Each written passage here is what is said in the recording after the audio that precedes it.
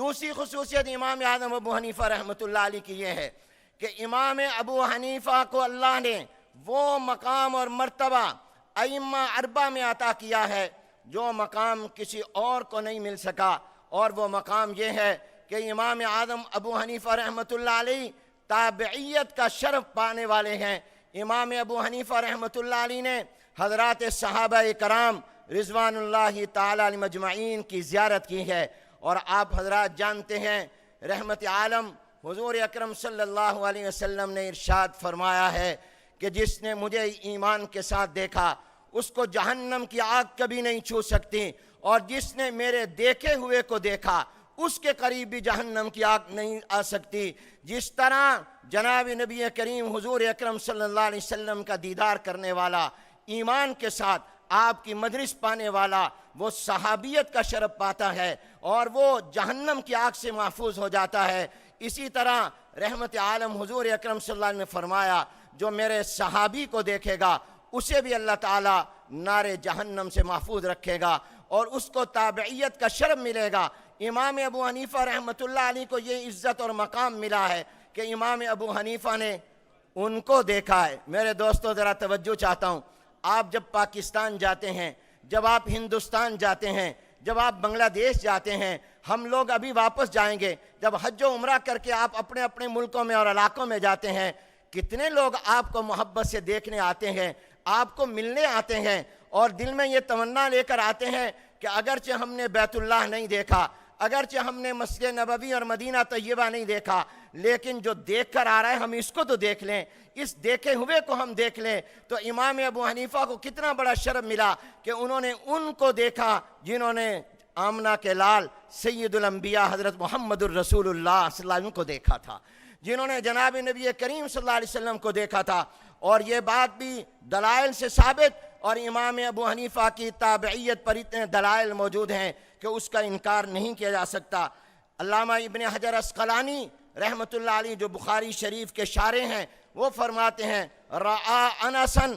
امام ابو حنیفہ نے حضرت انس بن مالک رضی اللہ تعالیٰ کو دیکھا، اور آپ جانتے ہیں حضرت انس بن مالک رضی اللہ تعالیٰ وہ جلیل القدر صحابی ہیں جنہوں نے 10 سال جناب نبی کریم صلی اللہ علیہ وسلم کی دن رات خدمت کی ہے، جو صبح کے شام کے خادم، دن اور رات کے خادم، یہ رسول اللہ صلی اللہ علیہ وسلم کی خدمت کرنے والے حضرت انس بن مالک رضی اللہ تعالیٰ عنہ کی زیارت کی ہے امام اعظم ابو حنیفہ رحمۃ اللہ علیہ نے۔ علامہ ابن حجر عسقلانی نے فرمایا رعا انسن، اور مشہور مورخ اور امام علامہ ابن تیمیہ رحمۃ اللہ علیہ کے شاگرد و معاصر امام ذہبی رحمۃ اللہ علیہ نے لکھا ہے رعا انس بن مالک غیر مرتين، ایک مرتبہ نہیں، ایک سے زیادہ مرتبہ امام ابو حنیفہ نے انس بن مالک کو دیکھا ہے۔ امام محمد بن اسحاق بن ندیم فرماتے ہیں امام ابو حنیفہ تابعین میں سے ہیں، متعدد صحابہ کی زیارت کی ہے۔ حافظ ابن کثیر فرماتے ہیں کہ امام اعظم ابو حنیفہ نے صحابہ کا دور پایا ہے اور حضرت انس بن مالک رضی اللہ تعالیٰ عنہ اور دیگر صحابہ کو دیکھا ہے۔ امام ابن عبد البر مالکی فرماتے ہیں کہ آپ حضرت انس بن مالک کو آپ نے دیکھا اور حضرت عبداللہ بن الحارث کو بھی آپ نے دیکھا، اور علامہ ابن حجر عسقلانی رحمۃ اللہ علیہ فرماتے ہیں کہ امام ابو حنیفہ کوفہ میں 80 ہجری میں جب پیدا ہوئے تو اس میں بہت سے صحابہ کرام تھے، ان میں عبداللہ بن ابی اوفا رضی اللہ تعالیٰ عنہ موجود تھے۔ یہ ممکن نہیں ہے کہ امام ابو حنیفہ کوفے میں پیدا ہوں اور وہاں صحابی رسول حضرت عبداللہ بن ابی اوفا رضی اللہ تعالیٰ عنہ موجود ہوں اور امام ابو حنیفہ نے ان کی زیارت نہ کی ہو۔ امام ابن سعد نے طبقات میں نقل کیا ہے کہ امام اعظم ابو حنیفہ نے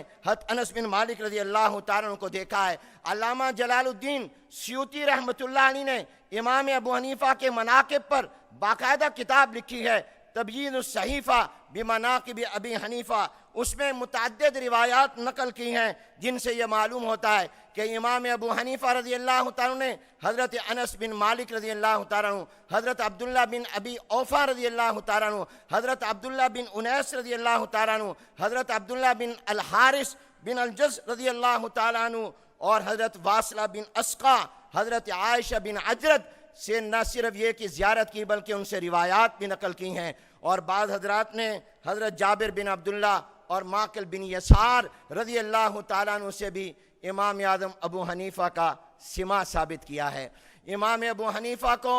خیر القرون ملا ہے، امام ابو حنیفہ کو حضور علیہ السلام کے زمانے کا قرب ملا ہے۔ آپ علیہ السلام کے زمانے کے جتنے قریب امام ابو حنیفہ کو دور ملا ہے اتنا کسی اور کو نہیں ملا۔ تو پہلی خصوصیت یہ ہے کہ بخاری اور مسلم کی روایت کے مصداق اول امام ابو حنیفہ ہے۔ دوسری امتیازی خصوصیت یہ ہے کہ امام ابو حنیفہ رحمۃ اللہ علیہ نے صحابہ کا دیدار کیا ہے، امام ابو حنیفہ تابعی ہیں۔ اور تیسری فضیلت یہ ہے کہ امام ابو حنیفہ رحمۃ اللہ علیہ کے چونکہ براہ راست بلا واسطہ استاد صحابہ کرام رضوان اللہ تعالی اجمعین ہیں، اس لحاظ سے امام ابو حنیفہ نے جو روایات نقل کی ہیں جناب نبی کریم صلی اللہ علیہ وسلم سے وہ وحدانی روایات ہیں، یعنی ان میں اور حضور علیہ السلام میں صرف ایک صحابی کا واسطہ ہے۔ امام بخاری رحمۃ اللہ علیہ کی وہ روایات سند کے اعتبار سے سب سے عالی شمار ہوتی ہیں جو ثلاثیات ہیں،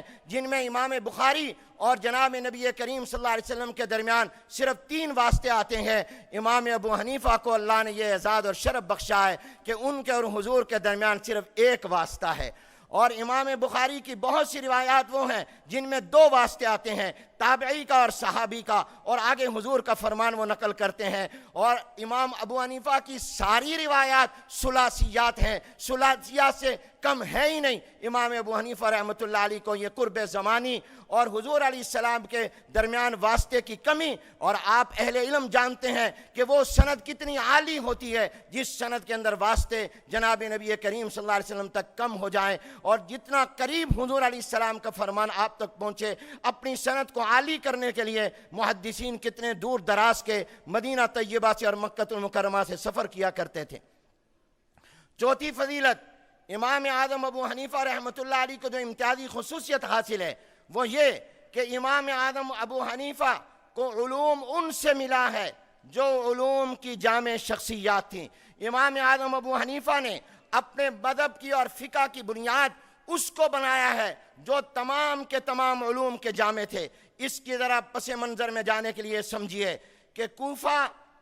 اس شہر کو آباد کیا تھا سیدنا عمر بن خطاب رضی اللہ تعالیٰ نے، اور کوفہ صحابہ کے زمانے میں اور تابعین کے زمانے میں علم کا سب سے بڑا مرکز اور مخزن بن چکا تھا۔ حضرت عمر رضی اللہ تعالیٰ نے جب اس شہر کو آباد کیا تو یہاں بڑی تعداد نو مسلموں کی تھی، تو امام حضرت عمر بن خطاب رضی اللہ تعالیٰ نے وہاں کے لوگوں کی دینی رہنمائی اور تعلیم و تربیت کے لیے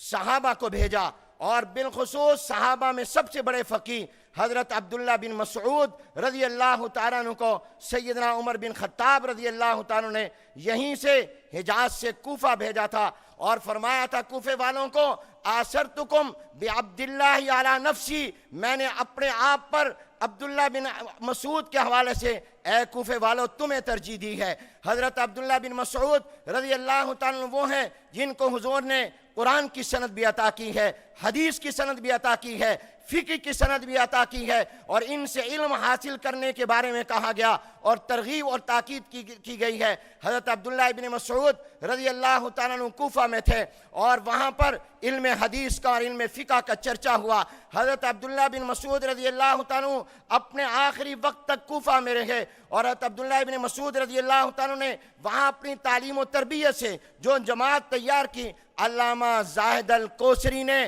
نصب الرایا کے مقدمے میں ان کی تعداد 4000 بتائی ہے کہ 4000 وہ تھے شاگرد جو حضرت عبداللہ ابن مسعود سے جنہوں نے علم حاصل کیا شہر کوفہ میں، اور اسی کوفہ میں جو صحابہ گئے اور انہوں نے اس کو اپنا مسکن اور مرکز بنایا، وہ تقریباً 1500 کے قریب صحابہ تھے جنہوں نے مستقل طور پر کوفہ شہر کو اپنا مرکز بنایا۔ وہ تعداد اس میں شامل نہیں ہے جو آتے تھے اور تشریف لے جاتے تھے، تھوڑے وقت کے لیے آتے اور چلے جاتے تھے۔ پھر اس کوفہ کو 4 چاند لگائے سیدنا علی بن ابی طالب رضی اللہ تعالیٰ نے۔ حضرت علی بن ابی طالب رضی اللہ تعالیٰ جب خلیفۃ المسلمین بنے تو انہوں نے دارالحکومت مدینہ منورہ سے منتقل کیا اور کوفے کو دارالحکومت بنایا اور کوفہ کو دارالخلافہ بنایا، اور حضرت علی بن ابی طالب رضی اللہ تعالیٰ عنہ بھی علم کے ایک سمندر اور دریا تھے، اور آپ نے سنا ہے وہ تو علم کے شہر کے دروازہ تھے۔ اور حضرت مسروق بن اجدر